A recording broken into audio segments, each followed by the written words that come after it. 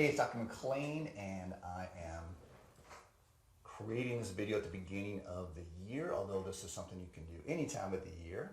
I'm talking about setting new targets for your year to make a new year, new you, to recreate yourself. And again, I always reset my goals at the beginning of the year, but I also kind of adapt those as I go throughout the year, depending on the changes that I want to make in my life. So I have some short-term goals, mid-term, long-term goals. And I've learned some things over the years that have helped me tremendously. And I want to share them with you so you can make this year the best year yet and achieve whatever your desires are, whether it's more money, if it's losing weight, if it's better relationships, a new job, you want to travel. Some really simple things that can help you tremendously. And you really can do anything that you want to set your mind to. Yes, there's limitations in matter. You know, I can train as hard as I want. I'm probably not going to make it in the NFL at my age.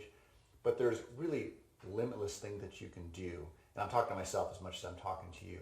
So I want to share some things with you. Some of the information I'm going to share with you is from this book. It's called Atomic Habits by James Clear. And if you like to read, I highly recommend that you check out this book. If you don't like to read, you can check out an interview with him on YouTube or find a podcast. He shares a lot of really good stuff in there. But let's get to some really simple things that can help you. Look at here on what I have on the screen here. Small habits lead to big changes. So those things that really have changed my perspective. I've always been a goal setter since a really young age, but a lot of times I would set goals. Sometimes I'd achieve them. Sometimes I wouldn't achieve those goals. And one of the things he talks about in this book and several other books that I've read is that, yes, set a goal, set a target. And I'll use the example of weight loss because a lot of people want to lose weight this time of year. But set the target of weight loss, but then your focus should really be on the systems, on the habits. So it sounds simple, I know, but you cannot change the weight on the scale. You can't control the weight on the scale. Now you can control how much you eat, when you eat, the type of food that you eat, whether you fast or don't fast, whether you exercise or don't exercise, how much you exercise, how much you sleep, how you adapt to stress in your life. There's all these different factors that you can control or be at cause over, but you can't control the actual weight on the scale. So yes, set the target that you want to release 10 pounds, 20 pounds, 50 pounds, or maybe you want to gain weight, you want to put on some muscle. So set that target, but then really make the goal the habit. So in other words, if I say, okay, I think one of the things I need to do to start losing weight is I need to work out, 4 or 5 days per week. So I'm going to set a target this month of working out 12 times. Okay, that's now really the goal. Because at the end of the month, if you control that and you worked out 12 times, then you reach that goal. You may have not reached your weight loss goal yet, but now you're starting to establish the habit. So the habit is much more important than the goal itself or the target. So number 2, you can see, here's the other thing that's really important, is that 1% improvement today and every day throughout a year equals 37 times better in a year. So I always tell people with health, with wealth, with relationships, true health is slow, boring, and methodical. You don't have to do a lot, but you have to just do those things consistently. And then number 3 here talks about habits are the compound interest of self-improvement. If you just stick to things and just do them over and over and over, yes, you may need to make some tweaks and some adaptations as you go through, but you can really achieve a lot by just doing a little bit consistently every day or a number of times per week. So let's talk about the actual goal itself and how to make it really easy. So again, let's use the goal of weight loss, but you can apply this to anything, finances or whatever the case might be. So let's skip ahead here to number 5. Talks about the 4 laws of behavioral change. Make it obvious, make it attractive, make it easy, make it satisfying. So make it easy in the beginning to start, and this is a really kind of a hard concept for me in the beginning, especially if you're like a type A personality. You just want to get it done right now. People want to lose weight. They're going to go to the gym. They're going to work out an hour a day, and then in a couple of weeks they quit because their brain gets overwhelmed. So you want to start on a gradient, and you want to start really, really small.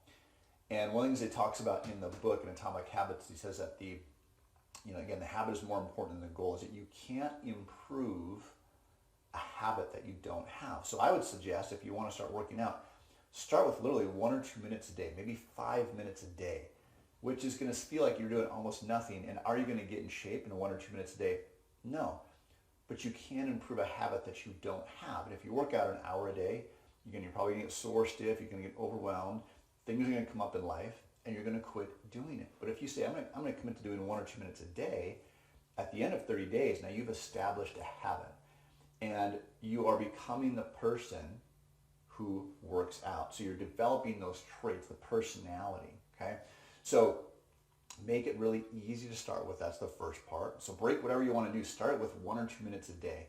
Make it obvious, okay? So about a little more than a year ago, I wanted to start learning how to play the guitar. And I've been wanting to do it for years. When I was younger, I had a guitar and I just kind of dabbled in it. I wasn't very good. I didn't really know what I was doing. I didn't have lessons. This is long before YouTube, and now it's so much easier. But my son wanted to start playing guitar, so I thought, this is a good time. And I'd want to start for years, but I didn't trust myself because I knew I would start and I would quit. So I decided, I bought a guitar, so I'm going to commit to doing 15 minutes a day, 5 days a week. And I started with that, and now I'm pretty good. A year later, a little more than a year later, I can play pretty good. Now, I'm not great comparatively, but for that little bit of a commitment, and then I ramped it up as I got more comfortable doing it, 15 minutes a day, and now I'll play a lot of times. I'll commit to doing 15 minutes, but a lot of times I'm playing for 30, 45 minutes because I really enjoy it. But in the beginning, it's not very fun because you're plucking, your fingers hurt, you don't sound good, you can't really play anything, so it's hard to get excited about it. But if I know I have to do it for 5 or 10 or 15 minutes, then I can commit to the process. By the way, in hindsight, I probably wouldn't have done 15 minutes. I should have started with maybe 5 or 10 minutes, okay? The second part is to make it obvious, okay? Make it easy to start. So now, this is down in my office, which I come down to my office all the time, so you can see I've got my 2 guitars over there. I can just grab them really easy. I've got my amp right on the floor here if I want to play my electric guitar. So it's really easy to start. So my son's, my 10-year-old that's learning how to play the guitar, we have all his guitar stuff in our living room, which, yeah, it's in the corner. It's a little bit of an eyesore, but we want to make it easy for him to be able to grab his guitar and start, versus if it's in the closet or if it's put away, it's not obvious, right? You want to make it easy to start. So if you want to start working out, go to bed. Let's say you want to work out first thing in the morning. Go to bed in your gym clothes. Or at the very least, put your workout clothes right next to your bed. Put your shoes right next to your bed. So when you get out, they're right there, right? Make it easy. If you're going to work out at lunch, choose a gym right by your office. You don't have to drive all the way across town. Make it really easy, right? So you want to make it easy and obvious to start, right? And then you can also do the opposite. If you're trying to stop a habit, you can make it really hard to start. So if you want to stop watching so much TV, put your remote control out in your car, out in the garage. You're not going to take the effort to walk all the way out there to get the remote control, and you're going to remind yourself that's a habit that you want to stop. Okay. Now the other thing too is to make it attractive, make it satisfying. So another kind of a hack that I've read and that I do for myself, I'll give you one example. This guy said that he wanted to start running, develop the habit of running. So instead of committing to go for a run, he committed to simply getting on his gym clothes, getting on his running clothes, getting on his running shoes, and walking out on his front porch. Then he would make the decision to run, because he knew that was the hardest part, to actually kind of get going. So he said 90% of the time I would go for the run. I'd get out there, I'd get all my stuff on. I was like, geez, I'm all the way out here. I might as well just go for a run. But he said occasionally he'd get out there and whatever, he wasn't feeling good, it was cold or whatever. And he's like, I'm just going to go back to bed. But he completed his goal of just getting his gym clothes on. So I do something similar with my workouts when I'm lifting weights. I've been lifting weights for over 30 years now.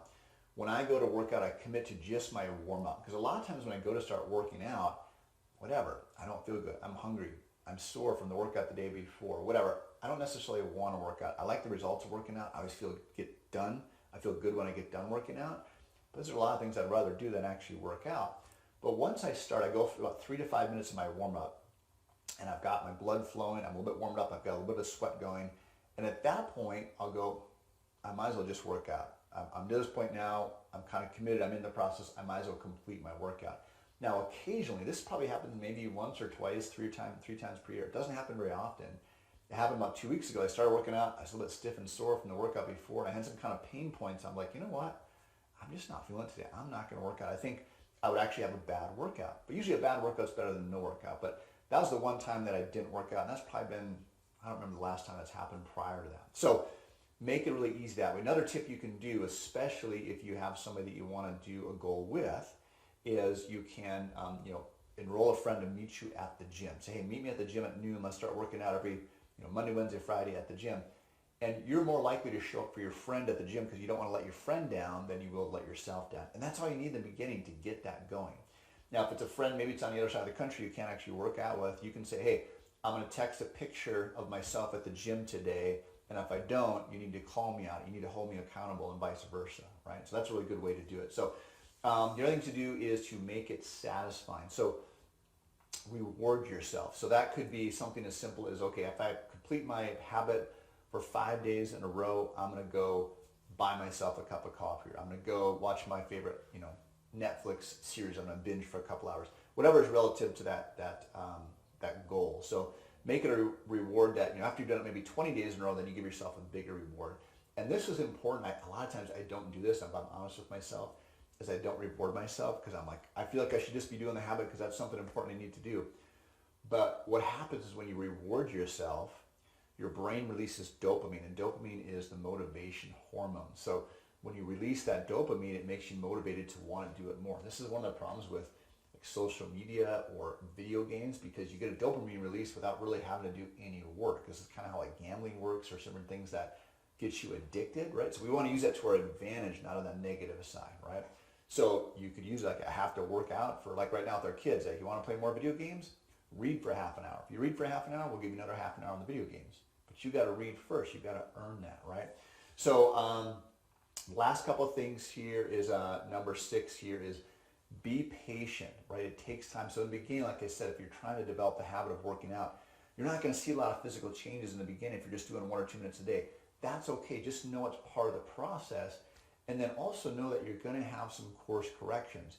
You might develop the habit of working out. You're doing really good. You're working out 5 days a week, half hour a day or whatever, but you're not losing the weight that you want to lose. Okay, you might need to change the way that you work out. You might need to work out longer. You might need to work out less. Maybe you're working out too much in the beginning. You need to just tweak your diet just a little bit. So a lot of times we're really close. We just need to make a little tweak, but there's going to be setbacks. I'll tell you, a really obvious one right now, this video I'm making right now, I made this video yesterday, and I made the whole video. I downloaded it. I started editing. I probably spent an hour working on it between making the video and editing it. And about halfway through, I realized that my microphone malfunctioned and the video wasn't any good. So I just started all the way over, and I was like, man, that's a bummer. That's frustrating. But guess what? Sometimes that's part of the process. And I said, what's the opportunity here? The opportunity is that I get to do it better. I'm going to do a better job the second time. There's that quote from the Rocky scene. I can't remember which Rocky movie it is, 3 or 4. He says, let me tell you, kid, the world's something. Let me tell you something that you already know. The world's not all sunshines and rainbows, right? There's going to be challenges. There's going to be setbacks. That's part of life. But that's what makes you stronger too in the process. So I hope this is helpful for you. Happy to answer any questions that you have. I'm going to send this out on our email newsletter. If you get this and you're watching this video and you're not signed up for our email newsletter, you can send us a text at 406-443-8060. Just text us your email address, and we'll add you to our email newsletter. We send out really cool tips like this all the time. So I hope that helps. If you have questions, please let me know, and I'll do my best to try to answer those for you.